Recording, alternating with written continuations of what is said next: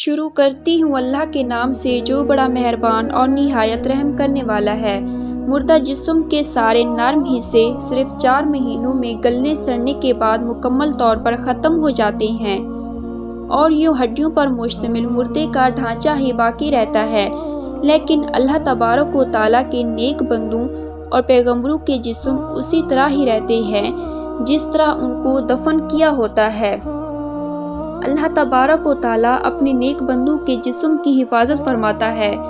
اللہ تبارک و تعالیٰ نے زمین اور کیڑے مکوڑوں کو اجازت ہی نہیں دی کہ وہ اللہ تعالیٰ کے رسولوں اور پیغمبروں کے جسموں کو کھائیں، تو سوال یہ ہے کہ اگر اللہ تبارک و تعالیٰ کے نیک بندوں کے ساتھ ایسا نہیں ہوتا تو پھر ان کے جسموں کے ساتھ کیا ہوتا ہے؟ آئیے ایک تاریخی واقعہ پیش کرتے ہیں کہ جب کچھ صحابہ کرام کی قبروں کو کھودا گیا تو ان کے جسم کیسے اور کس حالت میں تھے۔ یہ 1932 کی بات ہے جب 2 صحابہ کرام کی قبروں کی کھدائی کرنے کی خبر عراق کے سرکاری اخبار میں نشر ہوئی تو پوری دنیا میں ہلچل مچ گئی۔ ساری دنیا کی نظریں عراق پر جم گئی تھی کہ جہاں سے کفر و اسلام میں فرق واضح ہونا تھا۔ ناظرین گرامی، ان قبروں کو کیوں کس لیے کھولا گیا؟ قبریں کھولنے کے بعد صحابہ کرام کے جسموں کے ساتھ کیا کیا گیا؟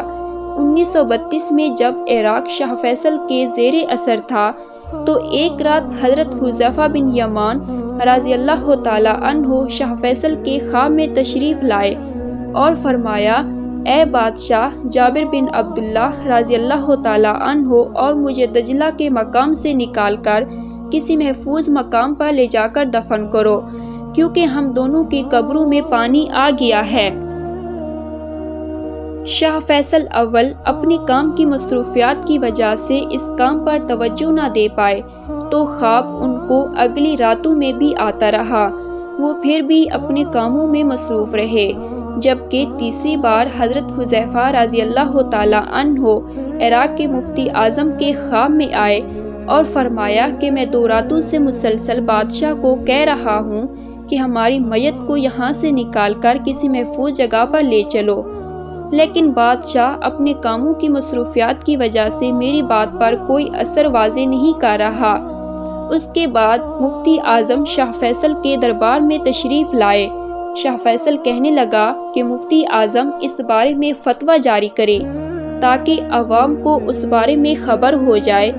ان کے درمیان یہ طے ہوا کہ 10 ذو الحج کو میتوں کو ان قبروں سے نکال کر کسی محفوظ جگہ پر لے جایا جائے گا۔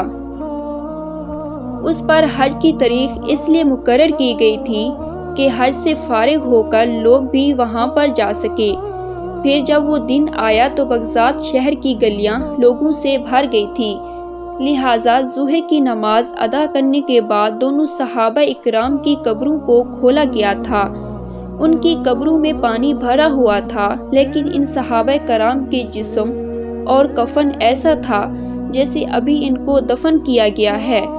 جب میتوں کو قبروں سے باہر نکالا گیا تو اس سے جسموں سے خوشبو جاری تھی۔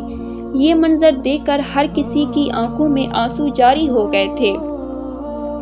ان میں ایک جرمن جیولوجسٹ بھی تھے۔ ان کے سامنے یہ منظر تھا کہ اتنی پرانی قبر کو کھولا گیا تھا۔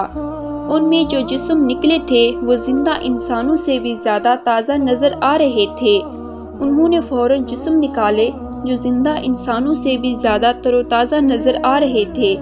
انہوں نے فوراً ہی مفتی اعظم سے کہا کہ مجھے بھی کلمہ پڑھایا جائے۔ اس طرح وہ بھی مسلمان ہو گئے تھے۔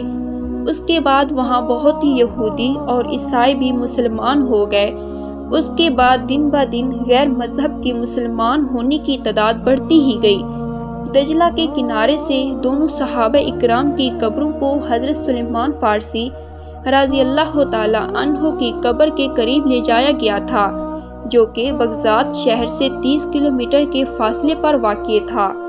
جس جسم کو بھی مٹی میں دفن کیا جاتا تو یہ جسم گل سڑ جاتا، لیکن یہ صحابہ کرام کا جسم تر و تازہ ہی رہا تھا۔